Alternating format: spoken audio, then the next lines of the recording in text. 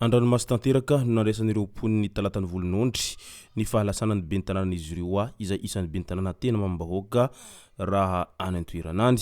Ka ny pitsopitsony mahakasika an'izay ny fakafakena amintsika atao anatin'ity vidéo ity ka manasantsika rehetra anaraka an'ity vidéo ity hatramin'ny farany.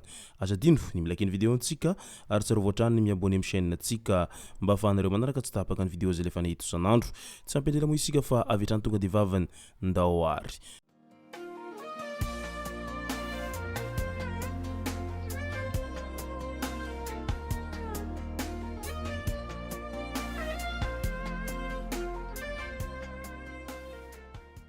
Ny tonga tsy miaraba hono na mantesitra ka dia faly miaraba isika rehetra mpanaraka tsy tapaka an'ity chaîne ity tenako amin'ity androandroany ity arakin'izay efa natsipiko zay dia ny mahakasika ny fahalasana ny ben'ny tanàna ny talata volonondry no tena iompanantsika atao anatin'ity vidéo ity fa milohan'izay dia andao aloha resantsika ireto tsara ho fantatra manaraka ireto.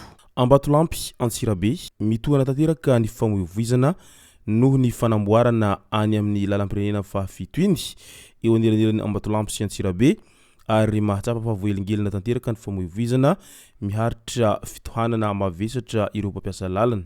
Marina fa vao ampahandalana kely eo Ambatolampy no voararaka tara fa ny lalana iray manontolo hatrany Antsirabe mbola mamovoka tanteraka taorian'ny fitrongisana azy. Ka mitaraina ireo mponina any an-toerana any am'izao noho nyzay fa ratsy ny lalana amin'iny lalam-pirenena fahafito iny. Lalam-pirenena fahatelo ambin'ny folo indray efa tokony tamin'ny Desambra 2024 ny nanombohan'ny asa fanamboarana an'iny lalam-pirenena fahatelo ambin'ny folo iny izay miala amin'ny lalam-pirenena fahafito hatrany Betroka ary efa tokony efa vita ny Oktobra 2024 satria folo volana ny faharetany asa. Aogositra 2024 isika izao nefa mbola tsy hita izay tena marina eny amin'ny lalam-pirenena fahatelo ambin'ny folo iny.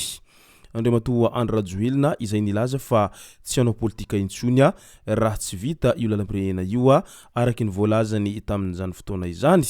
Ka mandraky teny androany nefa mbola tsy vita io lalana io asa raha mba ahoana ny fandraisana andraikitra manoloana an'izay lalam-pirenena fahatelo ambin'ny folo zay mahatsiaro voafitaka ireo vahoaka any an-toerana any manoloana an'izay tsy fanamboarana lalana izay.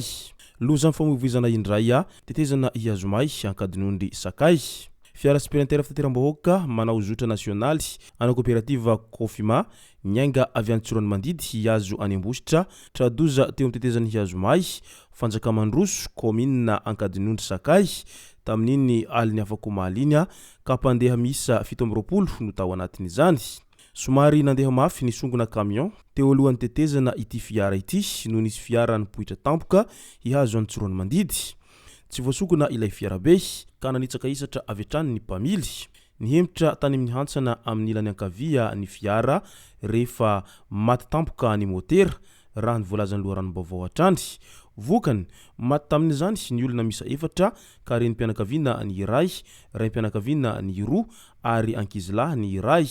Olona misa enina manaraka fitsabona ao amin'ny CHRR Bongolava, ny 17 kosa ao amin'ny CSB2 ankadinondry sakay. Avy ao amin'ny commune Belobaka avokoa ireto olona namoiny ainy ireto. Mbola ao amin'ny CSBD ankadinondry sakay kosa ireo razana amin'izao fotoana izao. Ny afatra ho an'ireo mpamilya mitandrema ihany amin'io setrasetra amin'ny fandehanana mafy io satria noho ny tsy fitandremanareo kely zay dia mety hamoizanareo ain'olona ary mety hamoizanareo ainareo ihany koa.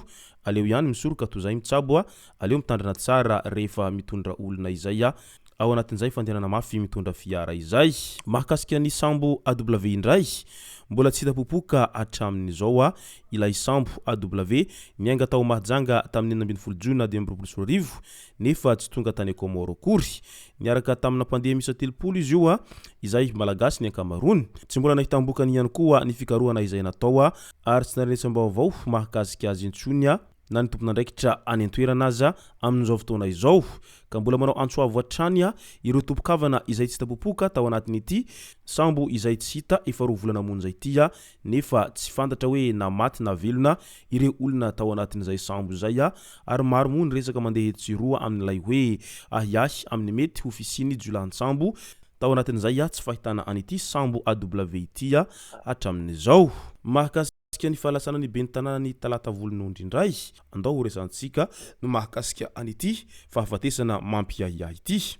nodimandry tamin'iny omaly maraina iny mantsy ny bentanana ao talata volonondry izay lany tamin'ny anaran'ny firaisankina raha nifantatra dia salama tsara ny tenany tamin'ny afaka omaly iny ary mametraka ahiahiany amin'ny mety ho fisiany fanapozinana ny havany ka hitady ny marina momba izay nafaty azy izy ireo ao anatin'izao fahalasana ny bentanana izay mambahoaka ity tonga nankaherin'ny fianakaviana teny amin'ny Gera ny filoha teo aloha Andriamatoa Marky Ravalomanana izay sady filohan'ny Antokotimma niaraka tamin'ireo mpiaradia aminy nitsapa alahelo amin'izao fahalasana nyity bentanana ny firaisankina ity.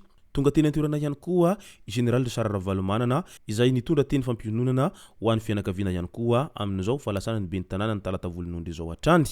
Araky ny fanazavany vadiny hatrany andalana hiazo any Gera no namoiny ainy ny bentanana ny talata volonondry. Araky ny fantatry Tsantarakotondra zaka izay vadiny mbola salama tsara io bentanana io tamin'ny alina io izay avy namonjy fanasan'olona.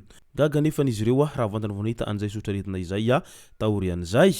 Ka mampiahiahy izy ireo ny fahalasana n'ity bentanana ity izay voalazan'izy ireo fa maty tamin'ny fomba mampiahiahy ity olom-boafidy ity raha nambaran'ny vadiny hatrany.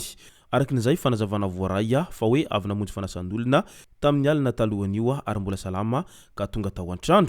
Andranomasina tanteraka no nandraisan'ireo vahoaka ny talatany volonondry an'ity bentanana izay mamboaka ity tany an-toerana tany satria mahatsiaro fa tena tampoka tamin'izy ireo ny fahalasana n'ity bentanan'izy ireo ity ary malelo tanteraka moa izy ireo tao anatin'izao fahalasana ny bentanan'izy ireo zao ka dia mirary finoana feno ho an'ny fianakaviana manamanjo amin'izao fahalasana n'olo mangan'izy ireo zao enganeo tsara levenina ny maty ary aza misosoka alahelo intsony.